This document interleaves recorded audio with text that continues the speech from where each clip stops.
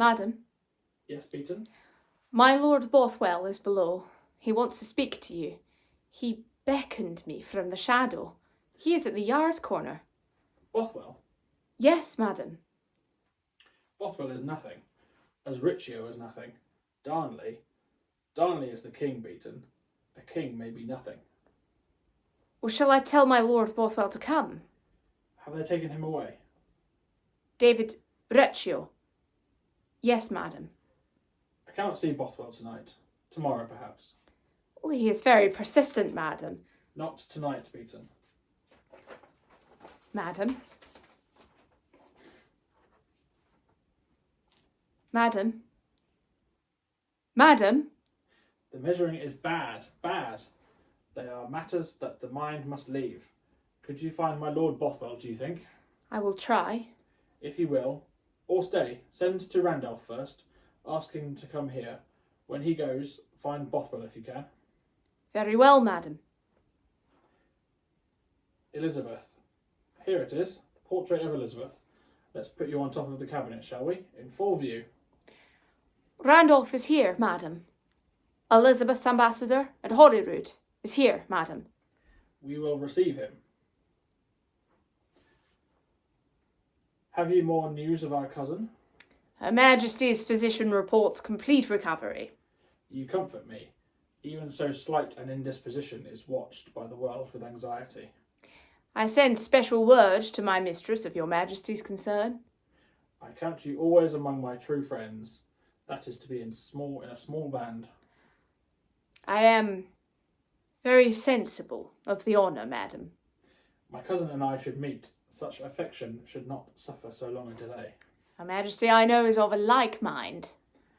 If I could but leave this turbulent court for a time, but alas, I may not. Can we not persuade the Queen to grace our rough life, think you? She is well served.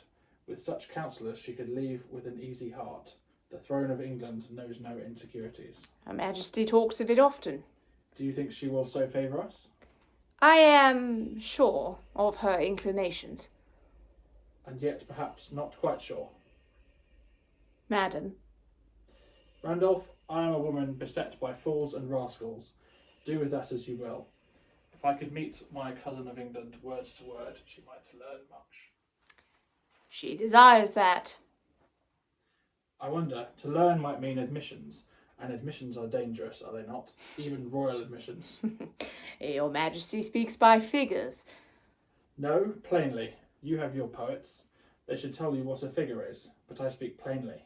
And yet not plainly for a man so plain. Ambassador from the court of England, no, Randolph? Elizabeth sends no poor brains on her business, though I have heard that her wages do not always measure the service. Madam, There, it's no treason to hear, and I am not a subject of England, yet. A subject? One might be a subject of England, or one might be Queen of England, eh, Randolph? Well, your Majesty may instruct me. A subject or not, that's unlikely. A forfeit, rather, or Queen. Is it not so? How could I say, madam? Does not Elizabeth say it? Elizabeth? Yes, does she not say it? I cannot say that I have heard Her Majesty utter... Come, Randolph, you are not uninformed. Does she not say it, and fear it? You insist above my knowledge, madam. Then answer this, as an honest man. If you leave my kingdom here to its danger for such time as it may need to travel into England, will the Queen welcome me, receive me even? I could hardly answer that, madam, here. Do it by messenger and say no, not the Queen's high majesty laments that these present dispositions of her realm. You speak hardly. I defend myself, that is all.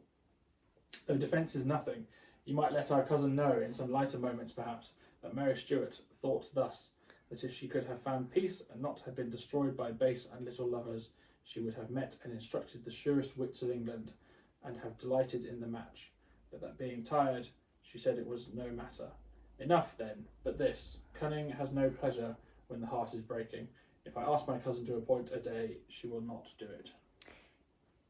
If I could advance the matter as best I can. Oh, be simple about it, Randolph. Forget your diplomacy. I'm not worth it. Moreover, fate has touched me, and I have a discovering vision. Your genius, my poor ambassador, fades in the climate of my grief. Policy shines when it is pitted against interest, but my interest knows the doom that is coming. Let us talk as friends, with death appointed. I shall not betray you. Madam, I have my allegiance, and all that devotion may offer is yours, and you speak too hopelessly. No, hope I have mastered, that at least. I shall not want courage, and it may be years, and I shall make a good end, that is all. If such matters could but be composed, the Queen, I am sure, has goodwill to you and Scotland. Scotland? Where is Scotland? Which faction is to be called Scotland? And for me, I tell you, no. Her hope is my destruction. You know it. And if I stand before Europe in honour, how long can my cousin delay naming me to her succession? It is her daily dread. Dread? Anxiety. Dread will do. She fears a Catholic invasion of her throne. That's as may be, but she fears it. My nomination would foster it. She says so herself, daily in dread. My discrediting would be fortunate. She must be hungry for any word against me that could be used.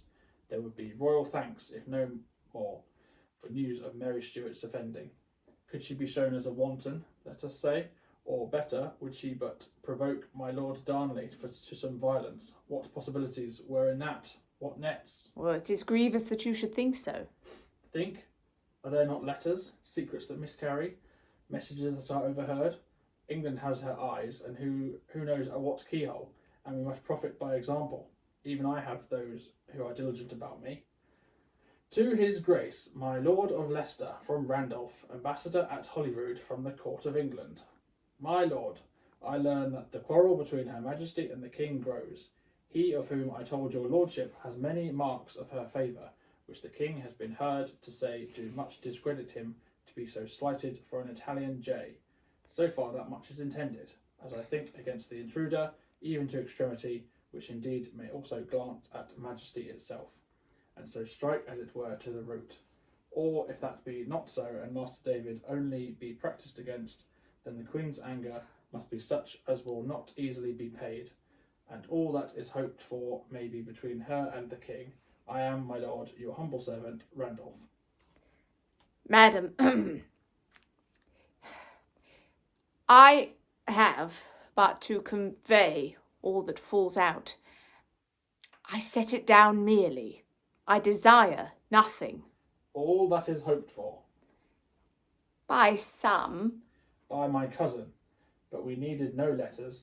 It shall not be kept against you. You can have the letter, and I have a mind that will care for no reckoning. You need not fear. You do but set it down. But I wished you to know I shall lose, but I know what moves in the dark. There are no surprises, be sure of that. Is there anything that your Majesty would have me do? Be a little sorry for your office, that is all, and remember me as I might have been, you know. You should have been fortunate, madam. You would have borne it greatly. You are right about Darnley. He sings bawdy songs at my window. That is lamentable. No, it is part of the story. You might have heard him half an hour since, but do not believe all that you hear. David Riccio is nothing. I protect him as I would my spaniel, but he will serve England's purpose well enough. Let it be. You play your recorder still? Yes, but indifferently. Well, I thought when I heard you, here is a precious one, a recording of very mellow tone. It belonged to our French poet, Pierre Ronsard. Keep it for my sake. I ask nothing in return. There is nothing you can do. Ronsard was a chivalrous poet. I would have you keep it. It shall instruct me, madam. Adieu. Madam.